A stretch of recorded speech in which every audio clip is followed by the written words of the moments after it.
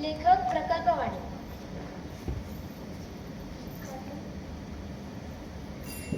गजरा घ्या गजरा, ताज्या ताज्या फुलांचा छान छान गजरा, वळवीन सगळ्यांच्या नजरा, असा टवटवीत गजरा.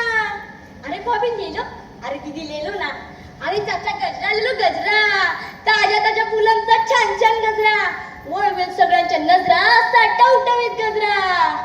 अरे दादा गजरा घे, वहिनी खुश होईल, हसत मुरडत मिठी देऊ, तिला गोड गोड पप्पी दे. ऐक आई साईज का दुश्मन, पार 32 हलवलीस माझी. अगं गाडवीचे आता फक्त 32 हलवले. पुण्यांदा जर गजरा ऐकताना असं काही वंगळ बोललीस ना तर जीभच हसडन तुझी. वय काय ना बोलते काय, त्यात काय काय वंगळ काय बोलली त्या. वहिनी मिठीत घेऊन पप्पी दे. अगं तुला सांगते, काल तर हेच ऐकून एका काकानं 5-5 गजरे विकत घेतले माझ्याकडून. मी या टीव्हीवर पाहिलंय, जेव्हा हिरो हिरोईनला गजरा आणतो तेव्हा टीव्ही त्याला मिठीत घेऊन पप्पी देते. तुझ्या आता एवढं रामायण घडलं तरी मी तेच रडगाणं, नको सांगते तरी मी तेच करणार. तुझ्या पायी गाव सोडून आम्ही इथं आलो. कितीदा सांगितलंय, केसाला फणी मारायची नाही, ओठाला लाली लावायची नाही, तरी मी तेच. थांब, तुझ्या बापाला नाही तुला चपटीला हाणायला सांगितलं ना तर लक्षात ठेव. मारू नको ना, मारू नको ना, मी पुन्हा केस विसरणार नाही, ओठाला लाली लावणार नाही, मारू नको ना, मारू नको ना.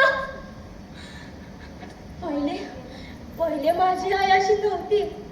आम्ही गावाला राहायचो तेव्हा ना आईने ग एवढं खोबरं तेल चांगलं थपथपून माझ्या केसांना लावायची आणि माझ्या 2 वेण्या बी घालायची. होर गुरुवारी रंगीत फ्रॉकवर सागरीने बी घालायची. लई छान दिसायचो म्या. माझा बाबा गणपतीच्या देवळावर हार फुलं ऐकायचा आणि माझी आई सरपंचच्या बंगल्यावर धुणं भांडी करायची. लोक सांगायची सरपंचच्या बंगल्यावर लांब बंदूक आणि वाघाचं कातडं आहे. मला वाघाचं कातडं बघायचं होतं, पण माझी आई मला कधी बंगल्यावर घेऊन जायचीच नाही. एके दिवशी आमच्या शाळेत धावण्याची स्पर्धा होती. अशी माझ्या आईची इच्छा होती का मी स्पर्धेत भागच नको घ्यायला.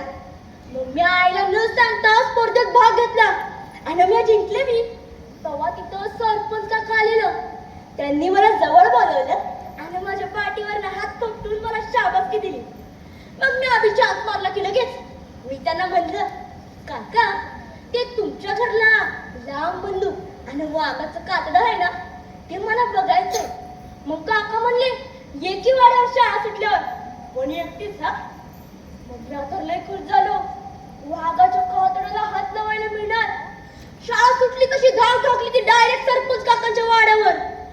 हा बाबा, एवढा मोठा वाडा, पण वाड्यात काका एकटेच. काका खालपासून वरपर्यंत माझ्याकडेच पाहत होते. काका त्याच्या वेळी ते वाघाचं कातडं नंतर दाखवतो, पहिले बंदूक बघ, असं म्हणून ते मला त्यांच्या खोलीत घेऊन गेले. बाबो, एवढा मोठा पलंग आणि त्याच्या बाजूच्या भिंतीवर एवढी लांब बंदूक. काका म्हणले, घ्यायची का? मी आपण मग मानानं हो बोलले. काकांनी जड टाकावी तशी मला उचलून बंदुकीच्या बाजूला धरली. मी घाबरले, एवढी मोठी बंदूक ना. मग मजा वाटली. खऱ्या खुऱ्या बंदुकीवरून मी थरथरत्या हातानं हात फिरवू लागले. तेवढा दरवाजा जोराने उघडला. आई आत आली आणि आई माझ्याकडे पाहून म्हणली, अगं कार्टे इथं का आलीस? काका रागवले. काका म्हणले, तुझ्या पोरीला वाघाचं कातडं दाखवतो. आईनं झडप टाकावी तशी मला खेचली आणि बाहेर लोटली. बाहेरून 2 पैलवान आत आले. आई त्यांच्याकडे विनवणी करू लागली, अहो कवळा जीव आहे, दया करा तिच्यावर, वाघाचं कातडं नाही बघायचं तिला. अरे तिला सोडा, तिला जाऊ द्या. हो तर मी थांबते.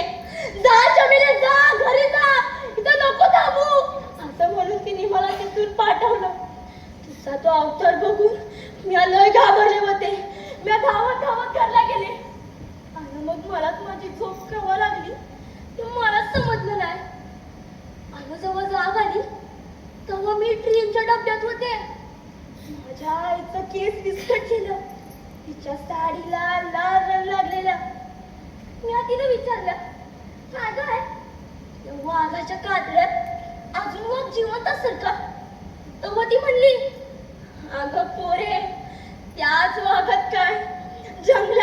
कुठल्या बी वाघाला बघितलंस ना तरी बी त्यात काळीच असतं. या माणसांच्या कातडीत लपलेला वाघ म्हणजेच लांडगा लय बेकार. अशा लांडग्यांपासून सावध राहा पोरे, सावध राहा. आणि मग आईनं मला घट्ट मिठी मारली आणि ती धो रडू लागली आणि त्या त्या अश्रू संग माझी लाड